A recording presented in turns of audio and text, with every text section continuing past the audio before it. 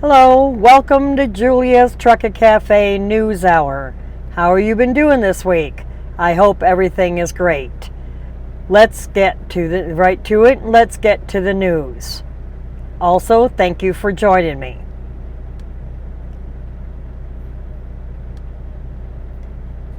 Inspectors sideline 13.5% of commercial vehicles for brake violations during the safety blitz that happened in September. The Commercial Vehicle Safety Alliance released their results from the September brake-focused inspection campaign. November 24th, they shared results from the Brake Safety Week in 2019, which was held between the 15th and the 21st of September. During the Brake Safety Week, 34,320 commercial motor vehicles were inspected. Of those inspected vehicles, 4,626, or 13.5%, were placed out of service for brake violations. This year's inspectors focused on brake hoses and tubing. The CVSA shared a few key points of data on what they focused on. 2,567 units had chafed rubber hose violations. 1,347 units had chafed thermoplastic hose violations. 2,704 violations were of Code Section 393.45 of the FMCSR, and Canadian equivalent violations included chafed rubber hoses. There were 1,683 violations of 393.45 of the FMCSR that included kinked thermoplastic hoses. Now what I'm thinking is thermoplastic hoses, their definition of it would be those curly Q ones. I'm thinking, I could be wrong, but they hook from the tractor to the trailer, the airlines themselves, but I'm not sure. Inspections conducted more than 4 million roadside inspections every year, and checking brake components is just one of the elements of the inspection procedure inspectors perform on commercial vehicles, said the president, Sergeant John Seamus, with the Delaware State Police. This inspection and enforcement event reminds drivers and motor carriers of the importance of properly functioning brake equipment and spotlights work done by inspectors, motor carriers, and drivers every day to keep their roadways safe by ensuring vehicles are in appropriate working order. The CVSA pointed out to enforcement activities like Brake Safety Week as a way to improve highway safety and cut down on risking truck fatalities. During Brake Safety Week, 35,080 commercial vehicles inspections were conducted, and 4,955, now this is statistics from 2018, let me clarify, 14.1% of inspected vehicles were taken out of service for brake violations. So they have went down. Now in other news,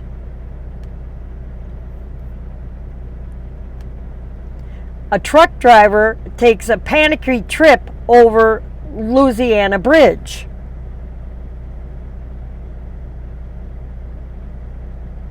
Be just a second while I pull this up. A truck driver was caught on camera white knuckling his way across a nerve-wracking I-10 bridge in Louisiana. The video features a North Carolina truck driver, Kevrick Spencer, as he crosses the Kalispell River Bridge in Louisiana over I-10 by Lake Charles. It's a 135-foot high bridge that was constructed decades ago to allow ships to pass underneath it. In other words, it's crossing over a canal, or actually a waterway. And he spells out his anxiety about crossing the bridge in a commercial vehicle in the viral clip that we're too high in the air and I can see too much. Oh God, it's water up underneath there. Really, really. Welcome to trucking, Yes, my eyes get a little big. And Spencer might be right to be a little worried, because it was opened back in 1952 and only 37,000 vehicles crossed the bridge. Now in 2019, over 80,000 vehicles cross the bridge on a daily basis. The Louisiana Department of Transportation insists that it's okay. Nothing to worry about. State officials are currently working on a funding plan for the bridge replacement. And President Trump even vowed to replace the bridge if he's reelected, after he personally traveled over it back this year in May of 2019. Nothing like getting the president to do something, carry his butt over the doggone bridge. You know it?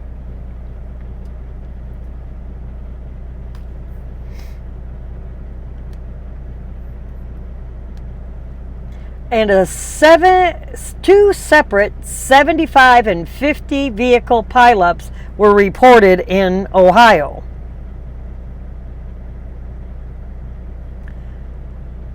As a winter storm crossed Ohio last week, resulted in multiple massive vehicle crashes that continue to cause havoc all through, a big chunk of Ohio.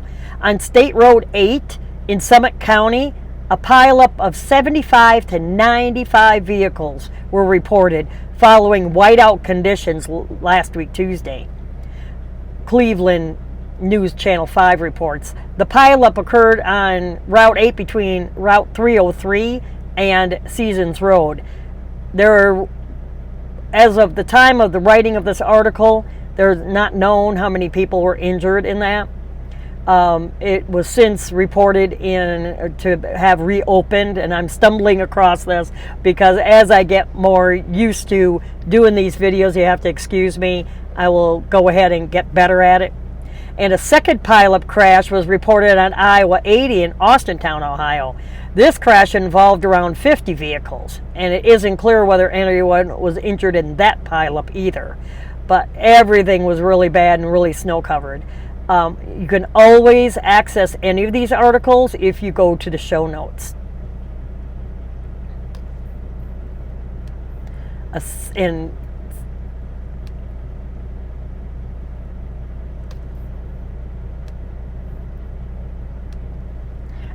a dash cam shows how fast black ice can ruin your day. A truck driver encounters a surprise patch of black ice in the dash cam video. Now, what I like to say about this to all the newbie drivers out there, you're traveling down the road and the road is wet, and you look at your digital readout on your dash and it could be 35, 34 degrees. And if you keep watching it, all of a sudden it drops to like 29 degrees. The road looks wet, but if you see cars going by you and they're not throwing spray off of their tires, that means you could be on ice. You don't need to panic. Just take your foot off the foot feed. Don't press on the brake. Let the truck slow down on its own. Again, I'm saying this not to the old timers, but to the newbies that could be watching these videos. It's good to be reminded of that kind of thing. You don't ever want to slam on your brakes. You don't want to tap your brakes, fan your brakes, anything like that. Just let the truck slow down on its own. Everybody needs to slow down during hazardous conditions. I don't care who you are, foreign national, been out here 30 years, fog, heavy rain, snow, you need to slow down. Plain and simple, for everybody's safety. Don't screw up my day because you're being an idiot and you want to crash and run over somebody. That'll be on your conscience. Don't mess up my day trying to so I can get down the road and get my load delivered.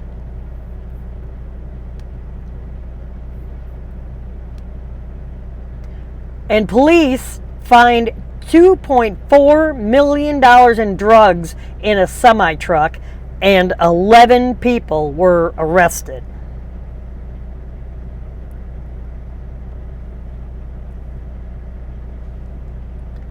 In New York, police have arrested 11 people who they say conspired to transport truckloads of deadly drugs across the country. November 7th, the DA of Queens County announced that following a 2-year investigation, 11 people have been arrested, charged with various drug trafficking, conspiracy, criminal possession of controlled substance, and other crimes. The DA office describes the scheme as follows. According to the charges, between July 28th and September 20, let me start again. According to the charges, between July 2018 and September 2019, defendant Giovanni Arias with his co-defendant operated a nationwide drug enterprise utilizing long-haul truck drivers, Mauricio Arvalio and Alexis Victorio, who allegedly transported drugs from the southern border of California to New York City, including Queens County. Now, the drugs that they were looking at doing were fentanyl, carfentanil, that's 100 times more potent than regular fentanyl, which is more potent than heroin or cocaine. They found 35 pounds of cocaine and more than 4 pounds of heroin from another rest stop in New Jersey. Salazar was stopped by police afterwards and recovered the drugs hidden in a minibar refrigerator box in the back seat of the car.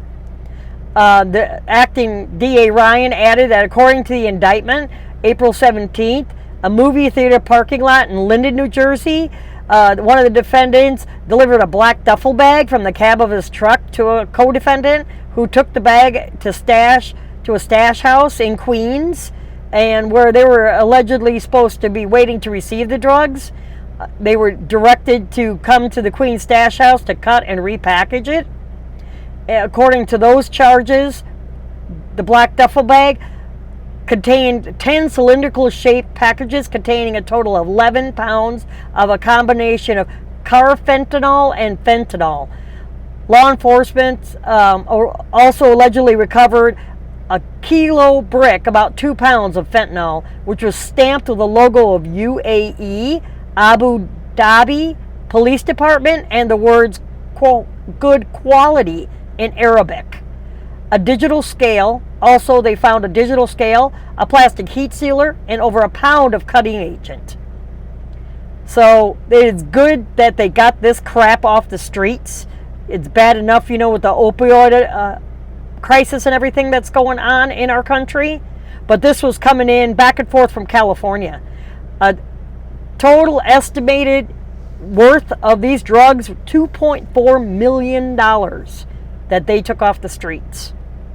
So kudos to them for getting this crap off the streets.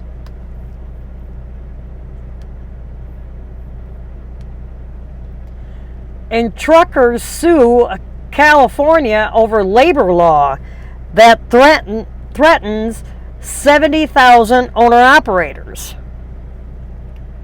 The lawsuit argues that AB 5 infringes on interstate commerce and threatens the ability of approximately 70,000 independent truckers within the state to earn a living. The California Trucking Association, affectionately known as TCA, filed a lawsuit in California to try to stop an impending law that they say threatens the livelihood of tens of thousands of truck drivers.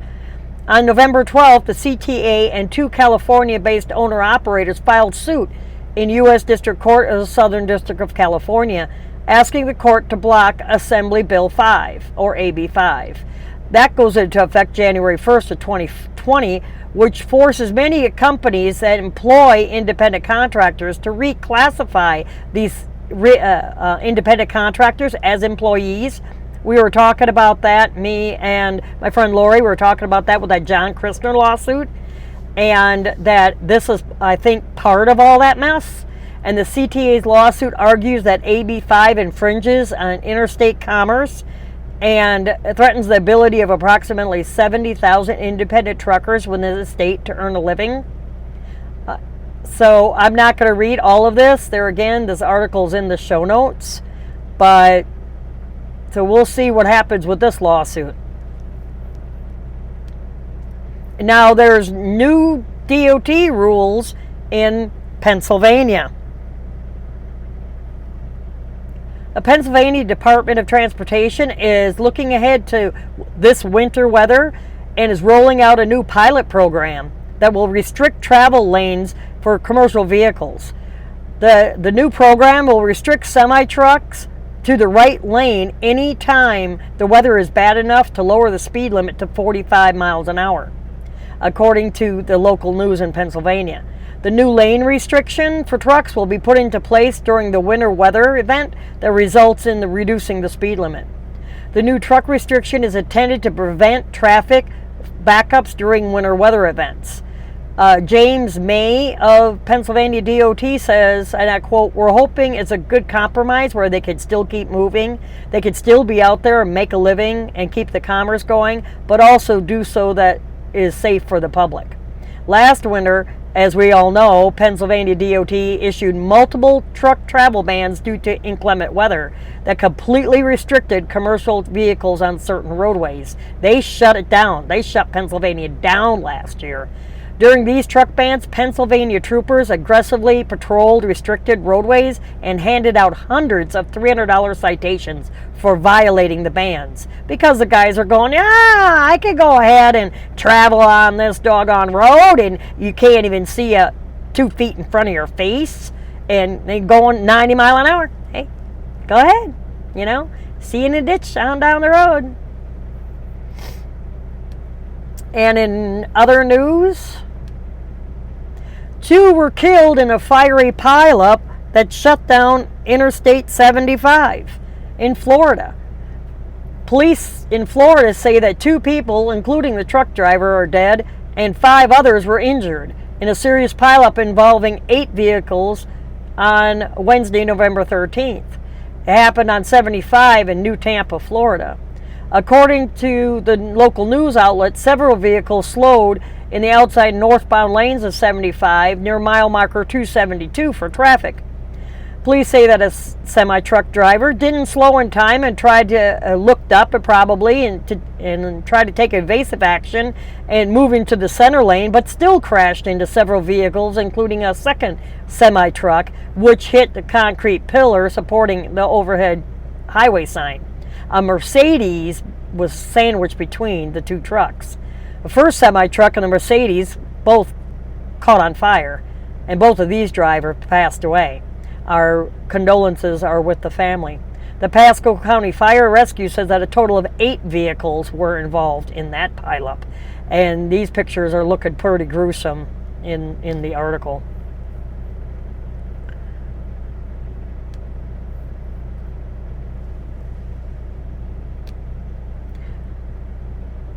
Julia's Truck and Cafe is sponsored by My Patriot Supply. As truck drivers, we all know what it's like to be at a shippers or receivers, paper mill, grocery warehouse, someplace like that, and get stuck for hours on end with no food. That's why you need to be prepared with My Patriot Supply. It's not what you're thinking.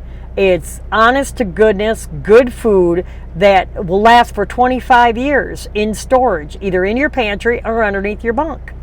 They have a really neat, handy ammo can for $39. And also, you can get a tote for $100 gluten-free. And like I said, I'm really sorry I'm stumbling through this, trying to do this all from memory, and it's not really going too well, and nerves and everything else, so I apologize. But anyway, back to My Patriot Supply. So they have breakfast, lunch, and dinners. You spend more than $39, $40 at the truck stop eating, out or anything like that. The best thing to do, especially with winter weather, you don't know when the road is going to get shut down, icy conditions, or like I said, waiting to get loaded or unloaded. You need to be prepared. Stay prepared with extra food in your truck, in your bunk, with My Patriot Supply. Well, you ask, how do you get it? There's the link. Go to juliastruckandcafe.com/emergency food supply. There's a tab on my website. Click on the tab. Scroll down to the picture that you like, and click on any picture. It'll tell you more information and how you can get yours. I have some under my buck. Man, it's good. Comes in a Ziploc foil pouch. You don't have to use the whole thing. Take out what you need, mix it up, and then zip it closed and put it away for next time. But it's always good to have some food in your truck with you, extra food. A lot of the times, the stuff that I get that is perishable, it only lasts a week or two. This lasts 25 years. You don't have to worry about it. Stow it, forget it. So click on juliastruckandcafe.com and the emergency food supply tab. You need to order yours today. Now, let's get back to the news. An oversized load driver issued multiple citations for hitting a bridge. In Wisconsin, police cited a truck driver after his too tall load smashed into an overpass on Wednesday and was caught on camera. The bridge strike, if I can talk, happened around 6:30 November 13th when a truck hauling a large containment unit struck I-43-94 overpass in Milwaukee. 2 people in the oversized load escort vehicle suffered non-life-threatening injuries. The truck driver, 61-year-old Diego A. Cantillo, was arrested and charged with operating a vehicle excess of height without a permit and excess width without a permit and spilling waste load on the roadway. So you can imagine he's going to be spending some time in jail for not having the permit. I don't care if he no habla no English or anything. And Uber offers ELDs for small carriers, but there's a catch, isn't there always?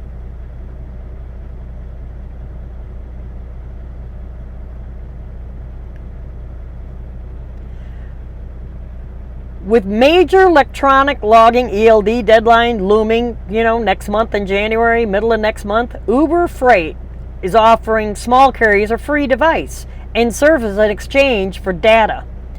In November 15th blog post, Uber Freight unveiled an offer to provide free ELD devices along with a year of service for small carriers if the carriers agree to share their telematics data with Uber Freight. To be eligible for this offer, carriers must operate 10 or fewer trucks. Per the offer, the ELD devices and service will be provided by telematics provider Geotab. According to Geotab post, a large amount of data can be collected by telematics devices, including, quote, position, speed, trip, distance, time, idling, harsh braking, driving, seatbelt, fuel consumption, vehicle faults, battery voltage, and other engine data, end quote. Uber's blog post explains that the offer is meant to help small carriers to continue growing in spite of the financial burden of becoming ELD compliant. So pretty much if you're in trucking at all, got an itch. If you're in trucking at all, as far as being ELD compliant, all the big carriers have to. This is pretty much for owner-operators with small fleets of under 10 trucks that Uber Freight is offering this. The deadline for fleets to transition from the grandfathered automatic onboarding recording devices, or the AOBRD, to the FMCSA-approved ELDs devices is December 16th. So make sure, if you don't know if you're compliant or not, make sure you check with your company and your safety department. And passing in a no passing zone damn near got somebody in a hell of a mess. A Canadian trucker captured a near head-on crash between another truck and a car on his dash cam. This clip was shared on November 13th. In the video, a truck passes the dash camera in a no passing zone and nearly hits the car head on. He said he was easing up as he caught up to a snowplow, knowing not to pass until the plow signals it's safe. and this clown tries to cause a major head-on. You wonder why people are getting killed? So you have to wonder.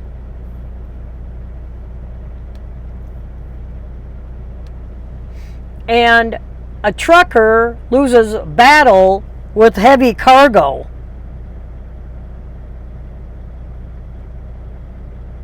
Hang on one second.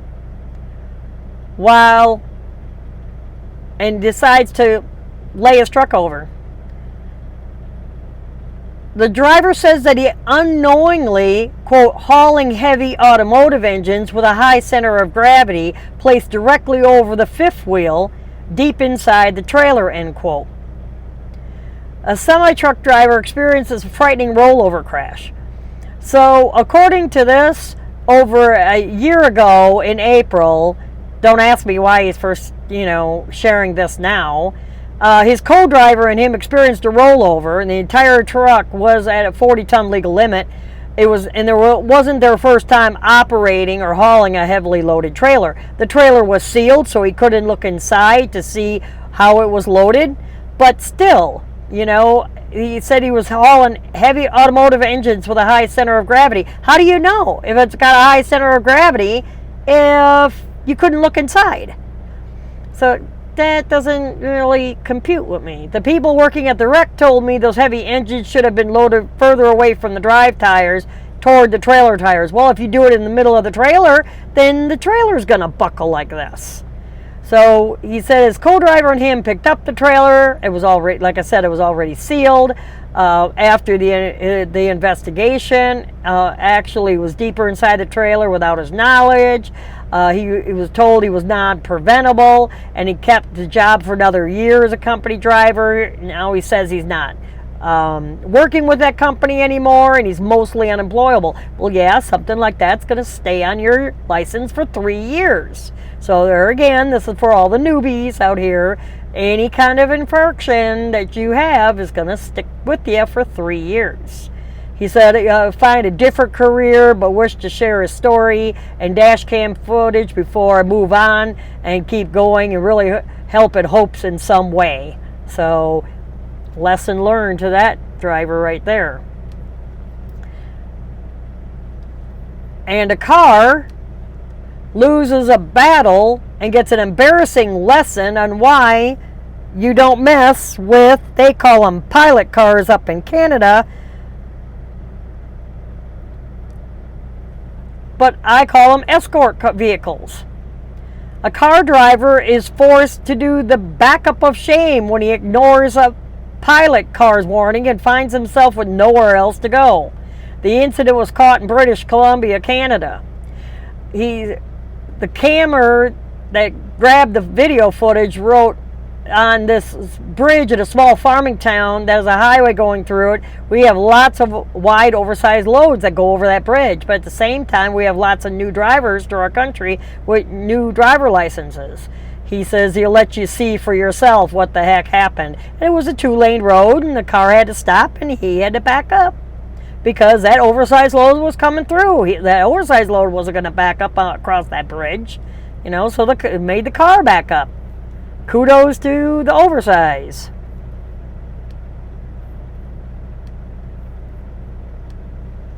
And 19 people were hurt when a bus slammed into an overturned mail truck, splitting the truck in half. Let me tell you, shit is everywhere. Virginia State Police say that nearly 20 people were hurt in a charter bus versus truck crash on Sunday, on eastbound I-64 at mile marker 100 out of Charlottesville, Virginia. I was just by there. I had to deliver in Richmond on Monday morning, and I went just by there.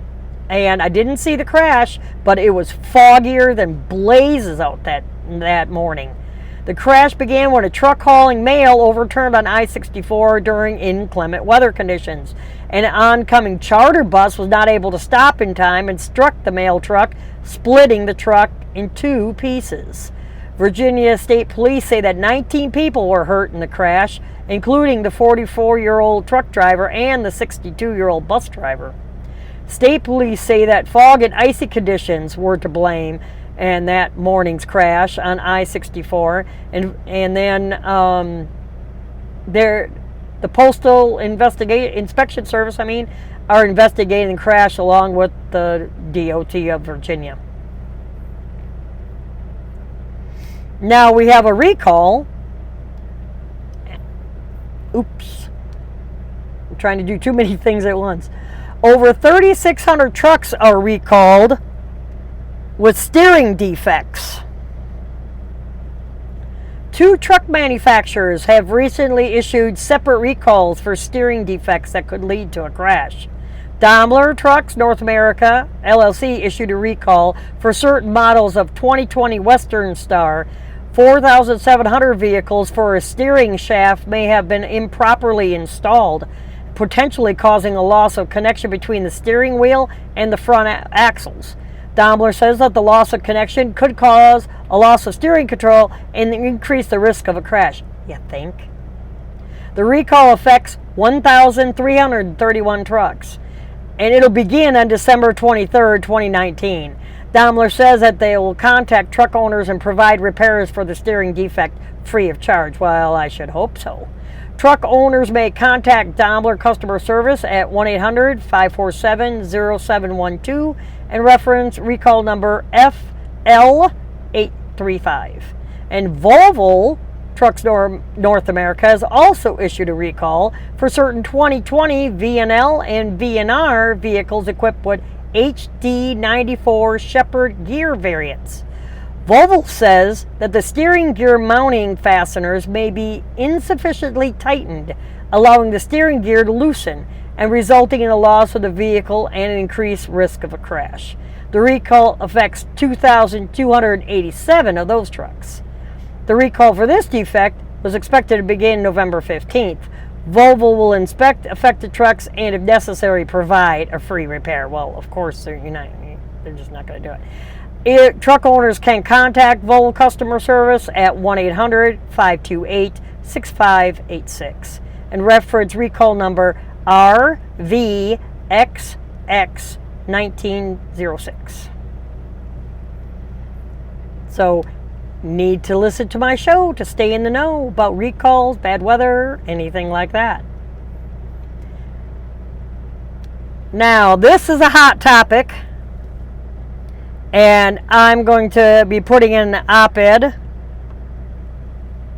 A new bill that has been submitted to the House of Representatives would force FMCSA to figure out how to make trucking more female friendly. Now, when I say this is a hot topic, it was posted on a couple of Facebook groups, and us drivers that have been out here longer than 10 years are hot about it. According to the bill, women are 20% less likely than their male counterparts to be involved in a crash. That pisses off the guys. This week, 2 U.S. senators introduced legislation ultimately designed to increase the number of women truckers on the road. November 14th, bipartisan, quote, Promoting Women in Trucking Workforce Act was introduced by Senators Jerry Moran and Tammy Baldwin. I'll have an op-ed after this article. The bill would require FMCSA to establish a Women of Trucking Advisory Board. Women of Trucking Advisory Board would be tasked with studying, quote, industry trends that direct or indirectly discourage women from pursuing careers in trucking, end quote. The board will also be required to look into how trucking nonprofits and trucking groups could expand opportunities in trucking for women. The bill would also require that FMCSA report their findings and recommendations to the Senate Committee on Commerce, Science, and Transportation and the House of Representatives Committee on Transportation and Infrastructure. The bill points to data that indicates that while women make up 47% of the United States labor force, they only represent 24% of America's trucking workforce and only about 7% of drivers. The bill also says that women are 20% less likely than their male counterparts to be involved in a crash. Quote, in Wisconsin, now this is from Senator Baldwin, we make things and we need to ensure we have a strong workforce to transport our goods to market, said Senator Baldwin. You think Wisconsin is the only state that makes stuff? Quote, women currently make up less than 10% of the truck driving workforce, and removing the barriers that get in the way of women pursuing and retaining careers in trucking is key. I'm proud to lead this bipartisan effort with Senator Moran because more job opportunities for Wisconsin women will lead to more economic security for working families, end quote. And Mr. Moran says, quote, as the trucking industry continues to face a driver shortage, we need to expand new ways to recruit and retain drivers that are delivering Kansas goods across the country. Quote, because women are substantially underrepresented in the trucking industry, Congress should explore every opportunity to encourage and support the pursuit of careers in trucking by women. I'm proud to introduce this bipartisan and sensible bill with Senator Baldwin that lead to new job opportunities for women and increase equality for women already in the trucking industry, end quote. You know, we don't need, and what pisses us women off that have been out here like me for 30 years, we never asked for a handout. We never asked for anything to be changed, or what is the word I'm trying to use? It just escapes me at the moment, you know, any special treatment, you know. We already knew we were coming into a man's world, just like women in construction, steel haulers. I run a reefer and a dry van. Kudos to the women that do flatbedding. I mean, man alive, you know, kudos to them. But we don't ask for any damn special treatment. You don't have to change anything for us. We made it work. And if you can't handle the heat, get the hell out of the damn kitchen. Because you know what? Trucking don't need you. And we don't need some senator that she doesn't have nothing better to do. Because I grew up in Wisconsin and I could say it. She doesn't have a damn thing better to do than sit there and write bullshit bills, and we don't need government anymore in our damn business in the trucking industry. Plain and simple. And yes, this is my opinion. Don't like it? You can always sign off. And in other news, DOT proposes an ad campaign, there again, to lure more workers into the transportation field. Now, I don't agree with a lot of this, but, you know, reporting on the news, this is making the news. The focus of the ad campaign is to attract a large and more diverse workforce into trucking, aviation, and other transportation industries. A newly introduced bill would attempt to grow the U.S. transportation workforce through an advertising campaign. This bill is H.R. 5118, named Promoting Service and Transportation Act. And it was introduced by Reps Rick Larson, Don Young, and Angie Craig. This bill would attempt to attract workers to transportation careers by allowing the U.S. Department of Transportation to develop a series of broadcast, digital, and print media public service announcements to promote job opportunities and improve diversity in the transportation workforce. According to a press release from Larson's office, the public service campaigns created by DOT would have two functions. One, promote career opportunities in the transportation sector, including pilots, safety inspector, mechanics, and technicians, air traffic controllers, flight attendants, truck drivers, engineers, transit workers, railroad workers, and other transportation professionals. And the second, increase diversity, including race, gender, ethnicity, and social economic status of professionals in the transportation sector. Excuse me 1 second while I have a drink. Too much talking today. I've been working on this video all day, so I'm so sorry about that. So, you know, they're saying that there is more of a need for all these professionals in the transportation industry, and they do even list that the driver shortage in trucking. Well, if you've been out here any amount of time, you know damn good and well there is no truck driving shortage. I don't care what the government says. I don't care what statistics say. You know, these mega carriers, and there again, this is all my personal opinion, these mega carriers order all these trucks, 10, you know, a couple hundred trucks because they get a deal from Freightliner, Volvo, Kenworth, whoever, and then they have them sitting because they can't get good qualified drivers. Or they get students out of the damn school, they wreck the truck, the equipment, and then, oh, I'm done after a year, see you later, bye, or they're not paying them. So it's a bunch of different things going on here. And finally, a truck driver accused of opening fire on another truck driver. Michigan police say that a truck driver had been charged for allegedly opening fire on another truck driver on November 15th in Monroe County. The sheriff's office there says two truck drivers were traveling on I75 when one of them opened fire on the other. The 68-year-old shooting victim called 911 to report that he'd been shot at. Well, they found the bullet in the passenger door, and they also found the other truck. The 50-year-old suspect was arrested and is facing charge of assault with intent to murder or assault with a deadly weapon. Police have not released any information on what led up to the shooting. So if you have any information about this, you can contact Monroe County Sheriff at 734-240-7705.